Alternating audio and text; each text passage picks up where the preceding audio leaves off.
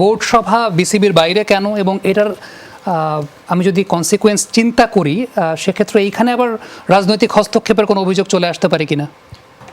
যথেষ্ট সম্ভাবনা রয়েছে। এর আগেও কিন্তু বোর্ড সভা শুধুমাত্র যে আপনি ক্রিকেট বোর্ডে হয়েছে তা কিন্তু না, আপনি 5 স্টার হোটেলেও হয়েছে, আপনি কক্সবাজারেও হয়েছে, সেটা হতেই পারে, সেটা ক্রিকেট বোর্ড এক ধরনের আয়োজন করে থাকে। কিন্তু আপনি এই প্রথমবারের মতো খুব সম্ভবত এনএসসি অথবা মন্ত্রণালয়, আমি এখন পর্যন্ত নিশ্চিত না যে আপনি সচিবালয় হবে নাকি এটা এনএসসিতে হবে, কালকের হওয়ার আগ পর্যন্ত জানা যাচ্ছে না। তারপরেও আপনি যে আশঙ্কাটার কথা বললেন সেই আশঙ্কাটা কিন্তু রয়েই যাচ্ছে।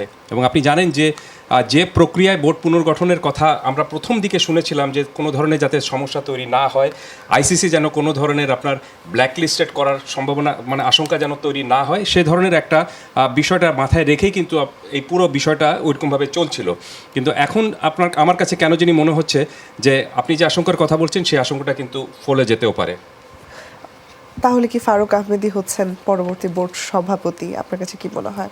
এখন পর্যন্ত যে বিষয়টা, প্রথম কথাটা হলো যে এখন পর্যন্ত আমরা কিন্তু জানি না যে পাপন ভাই বা আপনি নাজমুল হাসান পাপন পদত্যাগ করছেন কিনা বা করবেন কিনা। তিনি পদত্যাগ করার পর কিন্তু আপনি পুরো প্রক্রিয়াটা শুরু হবে। তারপর আমার কাছে মনে হয় যে যেভাবে পুরো প্রক্রিয়াটা এই পুনর্গঠনের জন্য যেদিকে ছিল সেটা কিন্তু আরও সফিস্টিকেটেড কায়দা হতে পারতো। দেখুন, নাজমুল হাসান পাপন পদত্যাগ করবেন সেটা কিন্তু এর আগে আমরা কোনো এক বোর্ড পরিচালক বলেছিলেন খুব সম্ভবত 2 দিন বা 3 দিন আগে।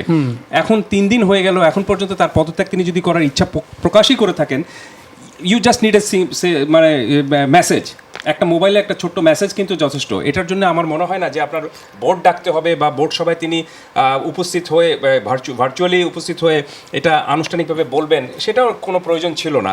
তারপরও জানি না যারা এই কাজটুকু করছেন অথবা যে পুনর্গঠন প্রক্রিয়ার সঙ্গে রয়েছেন তাদের হয়তো অন্য কোনো ধরনের চিন্তাভাবনা রয়েছে। আর একটা বিষয় একটু যোগ করি, সেটি হলো যে আপনি কোন কোন পরিচালক আসবেন এখন পর্যন্ত কিন্তু আমরা জানি না। অনেক পরিচালকের তো আমি নিজে কথা বলার চেষ্টা করেছি, অনেক পরিচালকের সঙ্গে কিন্তু আমি যোগাযোগই করতে পারিনি। যেটা আমরা জানতে পেরেছি যে অনেক পরিচালক কিন্তু আপনি নিখোঁজ রয়েছেন বা পালিয়ে যারা রয়েছেন বা তারা হয়তো দেশের মধ্যেও নেই, দেশেও নেই। বাট কালকের এই আরেক জায়গায় আমি দেখলাম যে অনেকে বলছেন যে যে আপনার সংবিধানে বা গঠনতন্ত্রে যা রয়েছে যে আপনার 9 জন বোর্ড সভাপতি যদি থাকেন তাহলে এটাকে আপনি হয়তো একটা লেজিটিমেসি পাবে বা কোরাম হবে। কিন্তু যেহেতু এটা আমরা যতদূর জানি যে যেহেতু এটা একটু আপনার জরুরি বোর্ড সভা, এখানে কোরামটা বড় কোনো বিষয় না। এখানে 4-5 জন থাকলেও কিন্তু সেরকম হয়ে যাবে। কিন্তু 4-5 জন যদি থাকেন বা 5-6 জনও যদি থাকেন, সেটা কতখানি আপনার লেজিটিমেসি পাবে সেটার বিষয়টা একটা কিন্তু রয়ে যাচ্ছে। তারপরেও আমি মনে করি যে যদি একটা সুন্দর সফিস্টিকেটেড কায়দায় সব কিছু এই ট্রানজেকশনটা হয়, যেটা আমি কিন্তু অনেক একদিন আগে এই অনুষ্ঠানেই বলেছিলাম যে আপনি ট্রানজেকশনটা যদি যত সফিস্টিকেটেড কায়দায় এবং যত সুন্দরভাবে হবে, দেখবেন যে আপনি তখন কিন্তু আসলেই ফুলের মালা দিয়ে নতুনকে বরণ করে নেওয়া হবে এবং যিনি চলে যাবেন তাকেও ফুল দেওয়া হবে। কিন্তু আমার মনে হয় না যে প্রক্রিয়া পুরো জিনিসটা যাচ্ছে তাতে এখন এখানে আপনার মানে সৌন্দর্যটুকু থাকছে। শেষ করছি আমি ছোট্ট একটা বলে, সেটি হলো যে এখন পর্যন্ত আমরা জানি যে এনএসসি থেকে 2 পরিচালককে পদত্যাগ করতে বলা হয়েছিল, তার মধ্যে একজন পদত্যাগ করেছেন এবং একজন এখন পর্যন্ত পদত্যাগ করেননি।